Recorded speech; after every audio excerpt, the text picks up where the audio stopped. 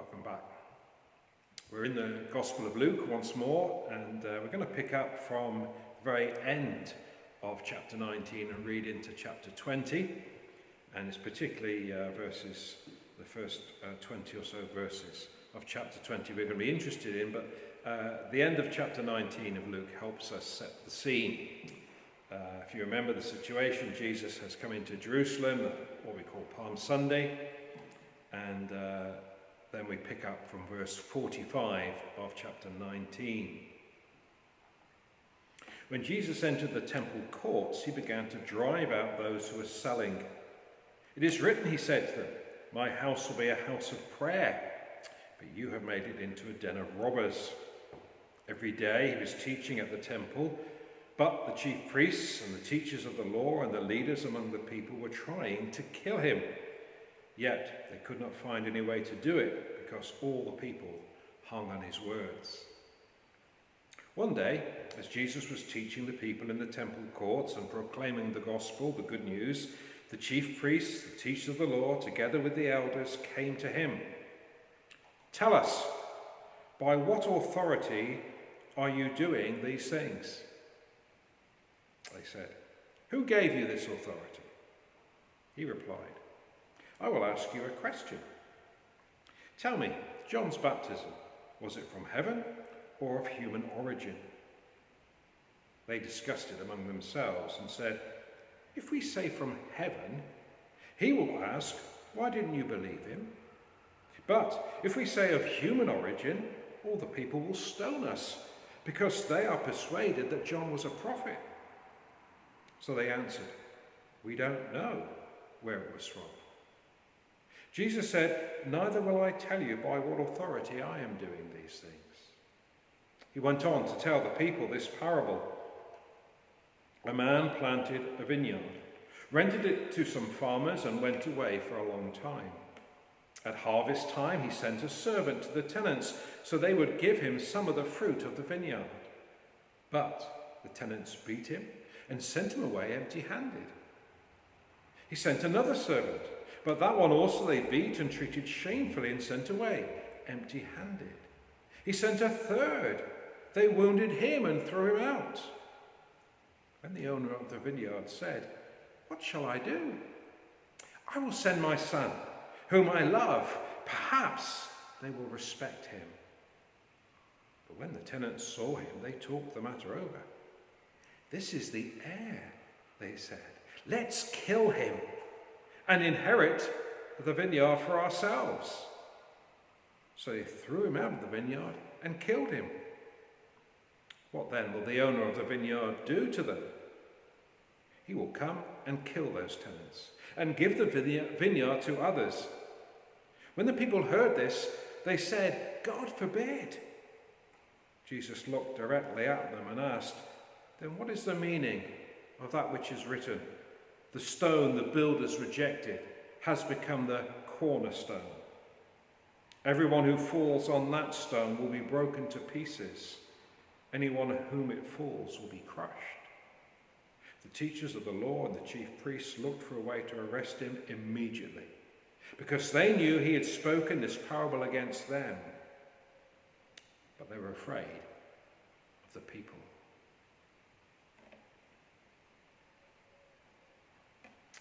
What's the first question that any TV detective worth his or her salt asks the relatives of a person who has died in suspicious circumstances?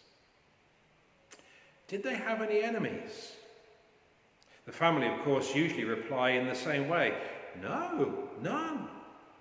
There was never a more kind or loving or generous or friendly person.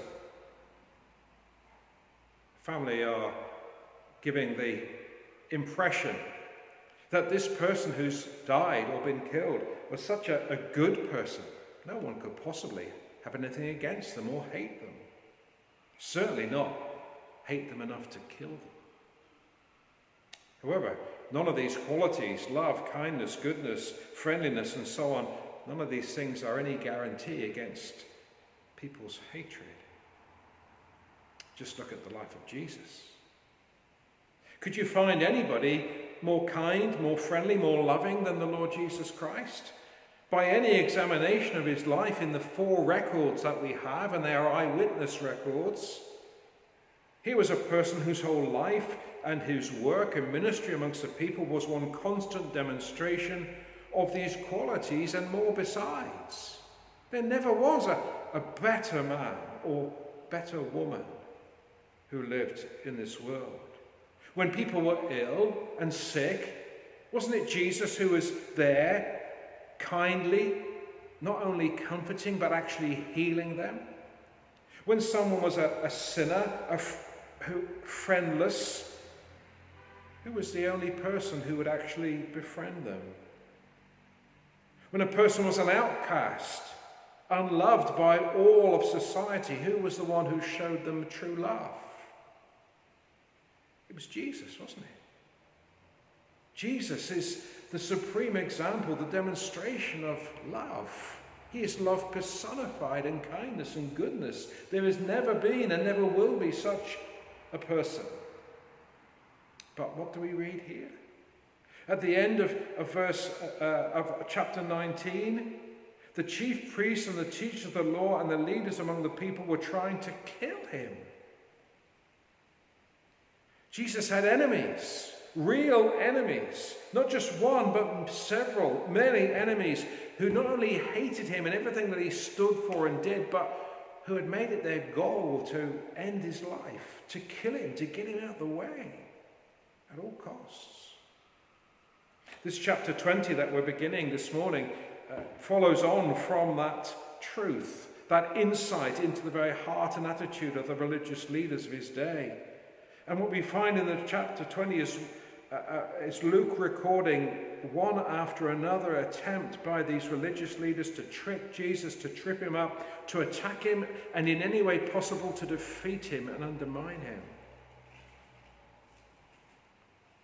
Now, we know that Jesus had never been particularly popular with the religious leaders, particularly the Pharisees, of course. We've come upon them from time to time. There's been minor skirmishes and disagreements between them and Jesus, where they've had pot shots at Jesus and called him names and sought to turn people against him. But nothing like this.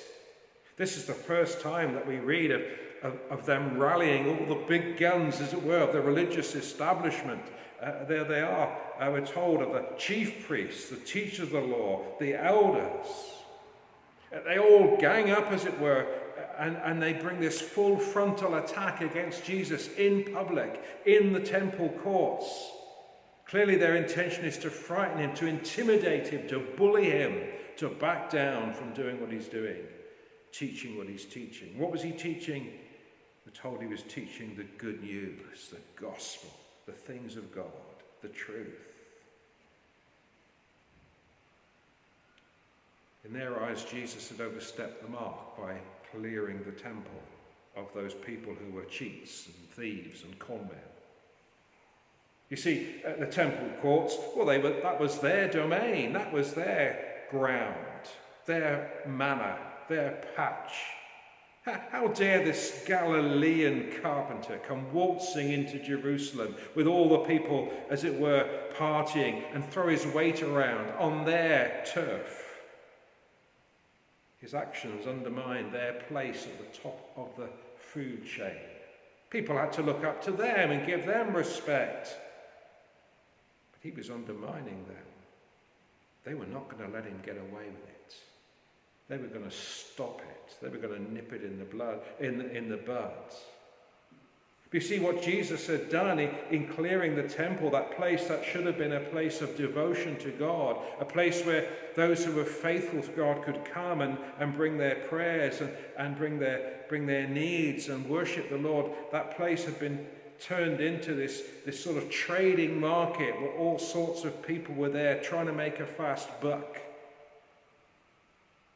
He shouldn't have had to clear the temple courts. These religious leaders should have done it long ago. That was their responsibility as the shepherds of God's people. They were the ones who were meant to keep on leading the people into God's truth. They had allowed this to happen. They had allowed these things to go on, and they had never stood against them. And their failure to lead God's people in truth and to make a stand for what was right was a major reason why Jesus came to Jerusalem, and is really what's behind the parable that he's about to tell them. And so here they come, this big gang, as it were. How many dozens, maybe? Who knows? And they come up to Jesus in the middle of his teaching and they say, "Tell us by what authority you're doing these things. Who gave you this authority? Who do you think you are?" In one sense, they're saying to him, "Who gave you the authority to teach, to act as a judge, to act as someone who is in charge? We certainly didn't give you the say-so. We certainly didn't give you the authority. You haven't come to us and asked us." But Jesus knows that their intention is not genuine. They have no desire to really know what authority he has. They don't care whether he thinks he's the Messiah or not. Again, it's another one of their tricks, as we shall see later on. We're told, aren't we, in verse 20, a bit later, they kept a close eye on Jesus, sent spies who pretended to be sincere, hoping to catch Jesus in something he said, so he might hand them over to the power and authority of the governor. But Jesus was no idiot. He was no fool. He knew exactly what they were up to. In fact, we're told there later in chapter 20, verse 23, he saw through their duplicity. In other words, their hypocrisy, their pretense, their smiles, their pathetic attempts to trick him. So Jesus doesn't reply to them with the answer, the true answer, because he knows they have no interest in the true answer. This can be the case perhaps for some people that we meet. When we speak to them about the gospel of Jesus, they'll bring a question. It's not a question they generally want to know the answer to. How did God make the world? Or if God is real, how can he allow suffering? It's simply a smoke screen. It's simply just to, as it were, give them a reason not to believe. There's no genuine seeking, genuine searching, genuine interest. So Jesus responds with a question. It's not a red herring question. It's not him just trying to throw them off the scent. It's a question which is directly related to their question. "Tell me," he says, "John's baptism, was it from heaven or of human origin?" See, John's authority came from the same place that Jesus' authority came from heaven, from God. How are they going to answer? Well, you can imagine the scene. They discussed it. There's like a little bit of a huddle. There's a sort of a putting their arms around their shoulders of one another. Let's have a discussion about this. Let's talk about what answer we can possibly give to this. They immediately rule out the first possibility, that John the Baptist's authority came from God, from heaven, because they didn't think it did. They thought he was just some strange man in the wilderness. So they dismissed that. But they can't really tell Jesus what they really think, that John the Baptist didn't come from God, because they were afraid of what the people would say. They thought the people would be angry with them and stone them even. So they have to admit they don't know the answer. But they did, but they were just too scared. They were just too proud. How humbling, how humiliating for these great religious intellectuals to have to turn to Jesus and say, "We don't know." For the public, before their people, as it were, and especially before Jesus. An obvious question with an obvious answer that everybody knew, and yet these great brains, "I don't know." Jesus' question revealed their motivation, revealed what they really were like, that they were hypocrites. He exposes them by this question. Why should he tell them that his authority comes from heaven? Why should he give them ammunition, as it were, which they want to use against him? So he tells them a parable instead. In that parable, he answers the question, but he reveals something much more. He reveals the state of their hearts and the state of their attitude towards God. Now, for us, this parable seems a little bit strange, unless you've got a vineyard. Well, even if you did have a vineyard, it would still be a little bit strange. But to the people of Jesus' day, this parable was crystal clear.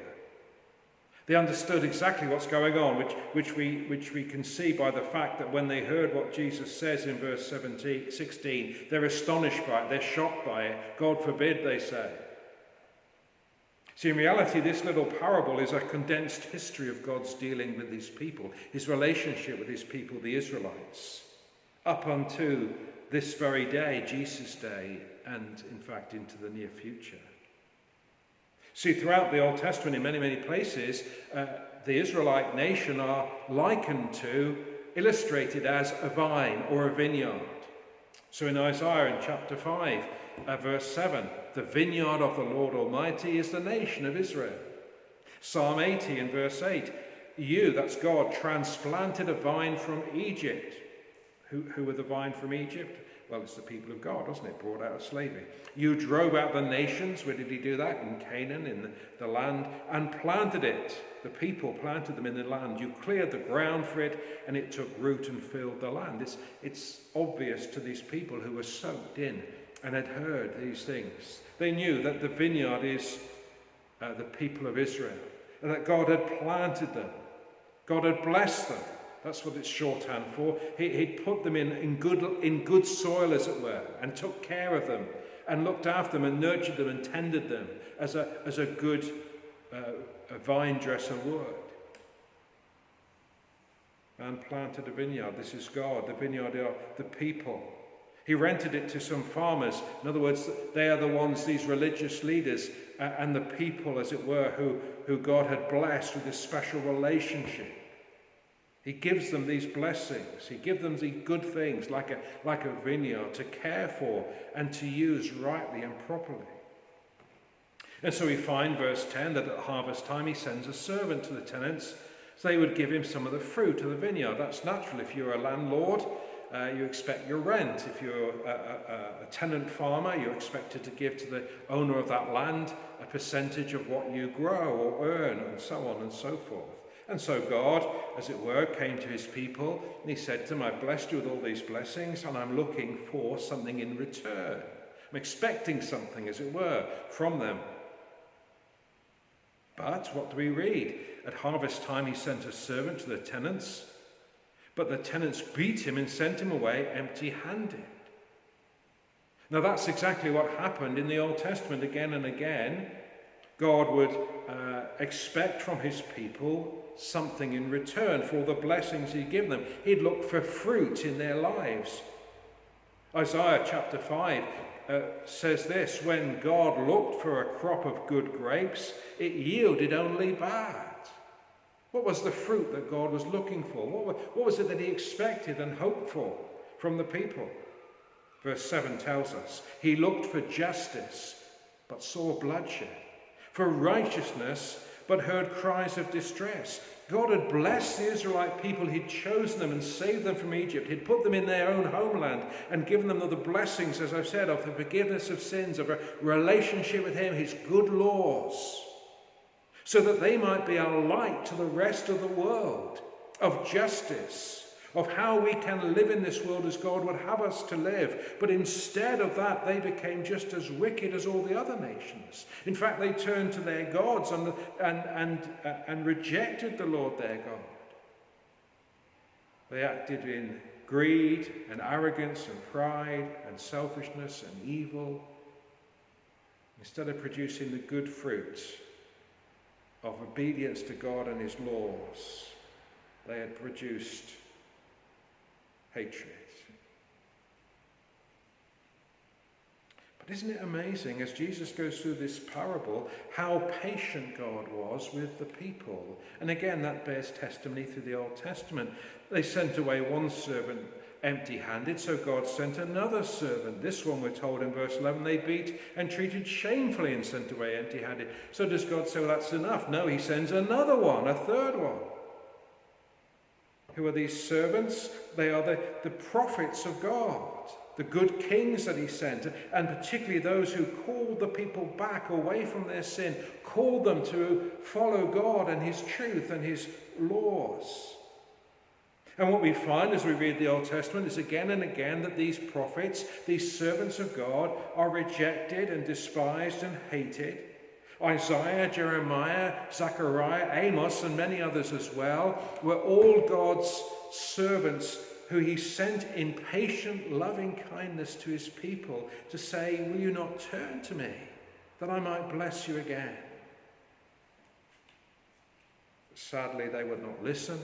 Sadly, like the parable tells us clearly here, they again and again rejected God's advances and his love and his patience. And so finally, what does God do? Verse 13. He has a think. What's the best way ahead? How can I reach these people? How can I turn them? How can I help them to see that the way they're going is so self-destructive? How can I see them produce the sort of fruit that they were made for, to be the people I saved them to be? And so in his loving kindness, God sends his own son. I will send, he says, my son whom I love. I'm sure for many of you that brings to your mind that wonderful verse in John 3:16, for God so loved the world that he gave his one and only son. Here's their last chance, as it were. Here's God's final outstretching of his hand as he gives his very self, his own son, to come into the world for them. Surely they'll respect him. Surely as he reveals and lives out this life of love, as he declares the very truth and the mercy and the grace of God, as he heals the sick and raises the dead, surely this will be the thing that shall awaken them and turn them and quicken them and cause them to see. So how do they treat the Son of God as he walks upon the face of the earth, as he comes to these people, to these tenant farmers, with God's word and truth?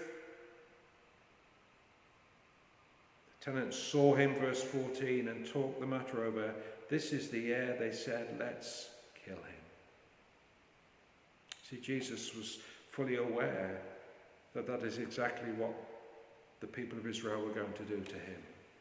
Even before he left heaven, even before he was born of the Virgin Mary, even before he entered into this world and began his ministry, he knew that the people he would go to would reject him and despise him and hate him and kill him. He still came. And the amazing thing is this, that the Father, God the Father, knew that even before his Son came from heaven to earth, even before this very moment in time, that the Son whom he loves, who is so precious in his sight, that they would still take him and crucify him and kill him. But he still didn't withhold his Son. And so we know very well, don't we, just a matter of days after Jesus taught this parable, the crowd, who many of them cried out praise to him as he entered Jerusalem, were now crying out before Pilate, crucify him, crucify him. And those religious leaders who were now ganging up against him were the same ones who gathered around the foot of the cross upon which he hung and jeered and mocked him and ridiculed him. They'd got what they wanted, so they thought. But that's not the end of the parable, is it? That's not the end of the story. That's not where it finishes. It's not just that they kill him and therefore they can just carry on as they were, as if the owner of the vineyard is going to do nothing, as if he's going to say, oh, well, I'm powerless now. No, what do we find? What will the owner of the vineyard do to them? He will come and kill those tenants and give the vineyard to others. There's a shocking conclusion to the story. And it's so horrific in the minds of Jesus' hearers that they cry out in unbelief, God forbid. Actually, the real saying, as it were, is something along the lines of, no way, never. It was just an unbelievable, impossible thing in their minds that God could take the blessings of the Israelites from them and give them to another group of people. They'd always been the people of God. They'd always been the descendants of Abraham. How could this possibly ever change? They'd got so comfortable in thinking of themselves as superior They got so comfortable in thinking that God will always forgive. He'll always put up with us. He'll never cast us aside. This is a terrible, terrible shock to them. But you see, the rest of the Bible, the New Testament, bears out this truth. The rest of the New Testament and the whole of history tells us that's exactly what Jesus said would happen, did happen. That the blessings that had belonged to the Israelites were taken from them and given over to the Gentiles, to the non-Jewish people, to the church, to those who believed and trusted in Jesus. We've been studying that and listening to that in 1 Peter in our studies and our home groups. 1 Peter 2:9. Peter says to the church, not to the Jewish people, not to the Israelites, but to the church, to the believers, you are a chosen people, a royal priesthood, a holy nation, God's special possession. See, it's no longer the physical children of Abraham who possess God's promises and blessings, says the Bible, says the New Testament, but those who have the same faith as Abraham did in the promises of God. Galatians in chapter 3, verse 9, those who rely on faith are blessed along with Abraham, the man of faith. That's why for the Christian, the whole of the Old Testament is ours. It's full of the promises of God to God's people now as well as then. Every promise of God, we're told, in Jesus is yes to us.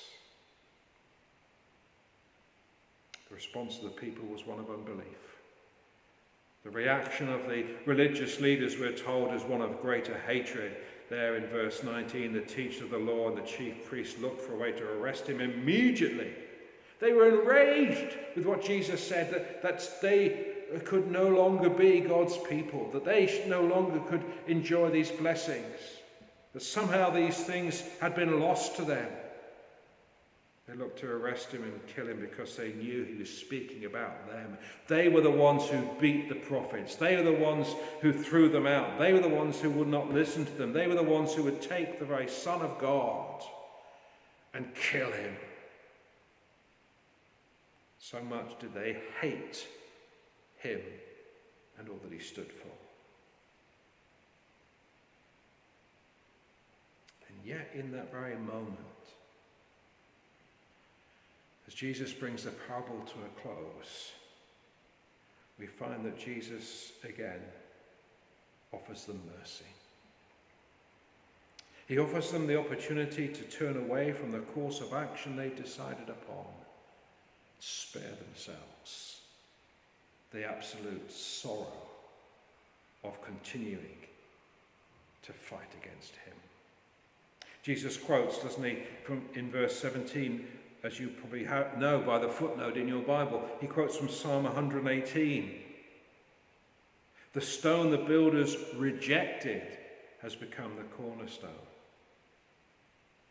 Everyone who falls on that stone will be broken to pieces. Anyone on whom it falls will be crushed. He is the stone. Again, that's in 1 Peter. We've been looking at that particularly.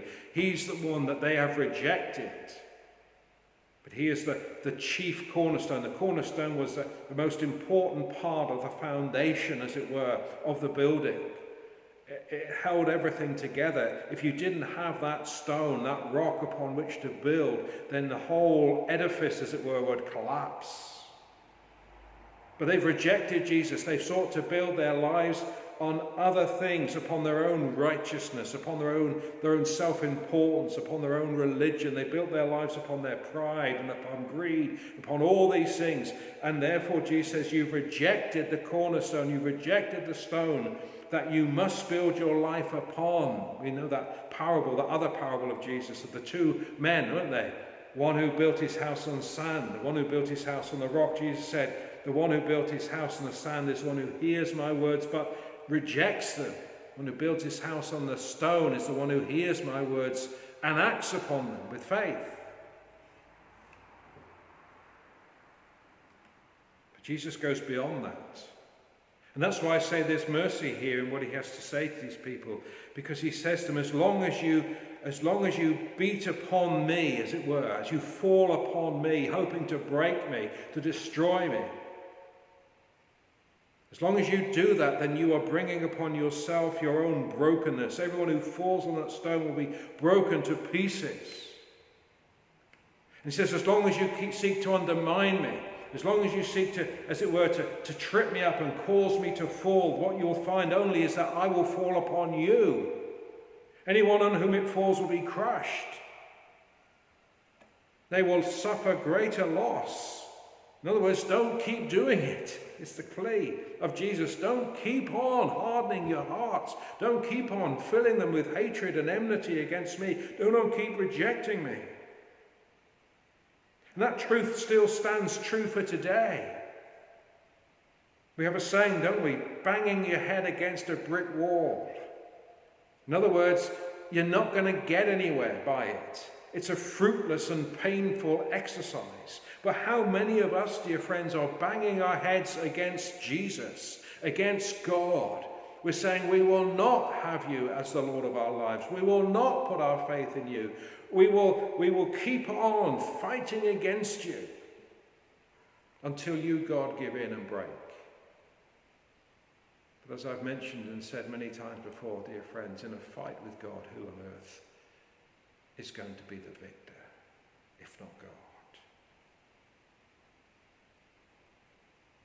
Dear friends, the people of Israel in Jesus' day had opportunity after opportunity after opportunity. Jesus came to them, he even wept over them, because he saw the end result of their continued rejection, of hatred of God. In spite of the blessings, in spite of the truth, in spite of all that had been said to them, all that they'd seen, they would not give up their determination to be his enemies. But it doesn't have to be that way with you. You don't have to be God's enemy. God longs and desires for you to be his friend, and for him to be a friend to you. Paul writes to the Christians in his letter to the Colossians in chapter 1, he reminds them of the situation they were in, and yet what God has done for them. This can be true of you. The first part is true of you, dear friend, if you're not a Christian. Once you were alienated from God, were enemies in your minds because of your evil behavior. That's how we all stand. That's how we all start. Because within us there is a sinful desire and a determination that we will have our way and that we will do what we want, and that God has no place in our lives except perhaps when we want to have a bit of a knees up at a christening or a wedding or a funeral. We are enemies of God if we are not his friends. We are enemies of God if we choose to break his commandments and his laws. And who hasn't done that? Have you never ever told a lie? Then you've broken that commandment. Thou shalt not lie. Have you never ever looked at somebody of the opposite sex or even your own sex and lusted after them? That is to break the commandment. You shall not commit adultery. Have you ever stolen or taken something, even if it is 10 minutes of your boss's time because you've gone out for a fag? But I'm sure it's more than that. Then you've broken that commandment. You shall not steal. And I could go on and on and on and on, couldn't I? And you know very well these things are true of you. You've alienated yourself from God by your sin, and you've become an enemy of God because you will not have him be the king of your life. That's how you are. That's how every person begins. But, says Paul to the Colossians, but now he has reconciled you, brought you back to himself, made you friends with him by Christ's physical body through death, through the cross, when Jesus took the punishment that your sin and mine deserved, so that you might be presented as holy in God's sight. In other words, forgiven and cleansed, without blemish and free from accusation, if you continue in your faith. It begins with faith. It's not about being the best person you can be, not about turning over a new leaf and saying, I'm going to be a nice person now and a good person now. It begins with faith, believing what God has said, that I am a sinner, and believing what God has done. Jesus has died for my sin. Do not move from the hope held out to you in the gospel. This is the gospel that you heard, that's been preached to every creature under heaven. You've heard this gospel, you're hearing it now. You've got no excuse to be able to say on that day of judgment, well, God, I never knew. God has sent you his servants, his prophets again and again. He sent you Christian friends and others as well to tell you, to call you, to draw you, to say, come back to me. Don't be his enemy. There's only one end, as the Jewish people found out when the Romans encircled the city and destroyed it, and they were scattered to the four ends of the earth. When they lost the great blessings that God had given them and wanted to give them more. Make peace with him. Sue for terms of surrender. And he will forgive you and bring you into the friendship and the embrace of his grace. We're going to sing a final hymn as we close now. It's a hymn that reminds us that Jesus was despised and rejected, and yet in that rejection God had a purpose and a plan that he might suffer and die for our sin, and that now he is the King of heaven and earth, the ruler, the one before whom we must all bow. The Lord bless you, keep you, be with you this week ahead.